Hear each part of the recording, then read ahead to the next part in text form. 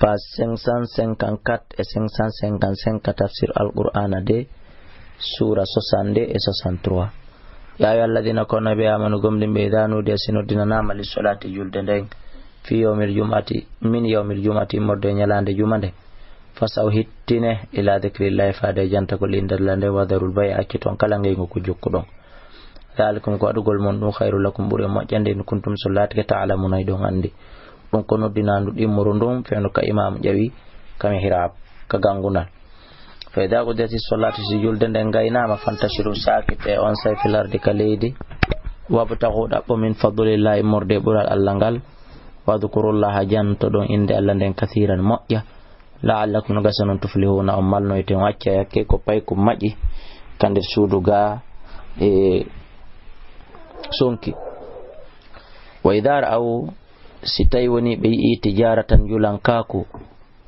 aw lahawan madum belede ko welata be in faddu be fop be sako be takkoyo ilaiha be haydun don watara ko ka be accita man ton kay man da dalida khutubude du wadu nyande ko wadi salla jippini o aya wolu yeto ma indallahi kon ka Allah khairun ko dum buri mojjude min Allah imorde belede ko welata be ko min tijarati e morde julayagal ko be faala kon wallahu Allah khairur raziqin mojjarti ko. suratul munafiqun bismillahir rahmanir rahim idha ja'aka astawni arima al munafiquna nafiqin qalu bi nashhadu min sayyidati innaka la rasulullahi ko anelado Allah wallahu Allah ya'lamu andi innaka la rasuluhu ka anelado makko wallahu ko non kadi Allah yashhadu musiditi innal munafiqina wa nafiqi bella kadibuna be fenay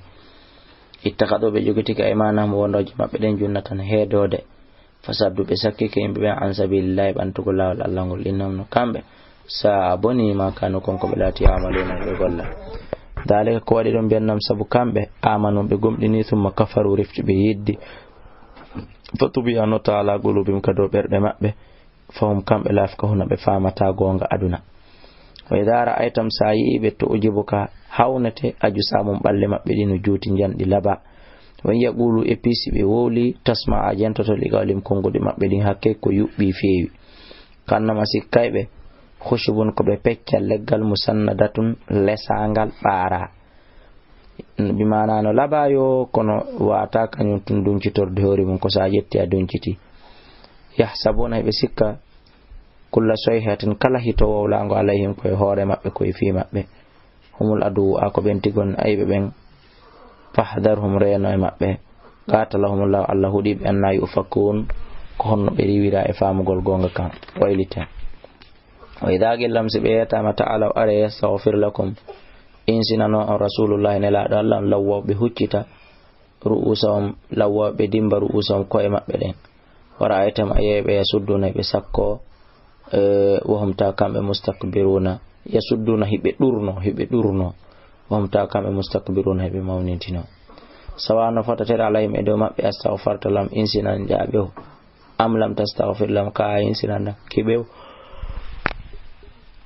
la yaghfir Allah lahum fu imun Allah ya fata ko be inna Allah la yahdi wa fa'ana talga mal fasiqina be fasiki be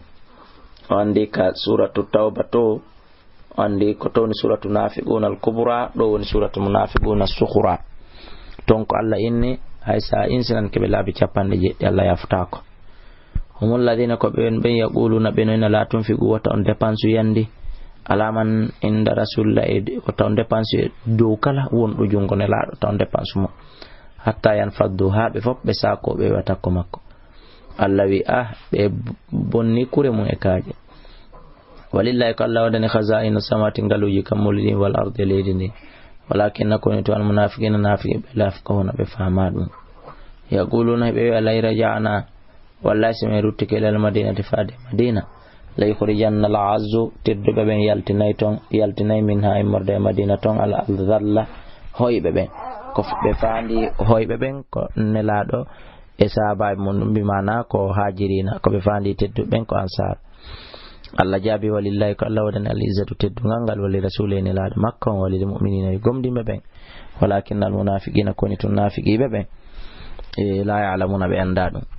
ya ayyuhalladhina kunu bi amanu gomdi be la tulhikum wa tawil sindingon amwalkum jawle monde wala awladukum nabi be mom ben tadi wel sindi on an dhikrillahi ta jantagol inde Allah wona jantoto be inde Allah man yaf'al dhalika kalahu urudun fa ulaika rabbun khasirun ko be on perdu ben wa anfiqu itte sadaka mimma razaqnakum yogay konko men arsiki on min qabilu ko adi an yati arde ahadakum goddo mon al mautu mayde nde fa yaqulu ya rabbi jum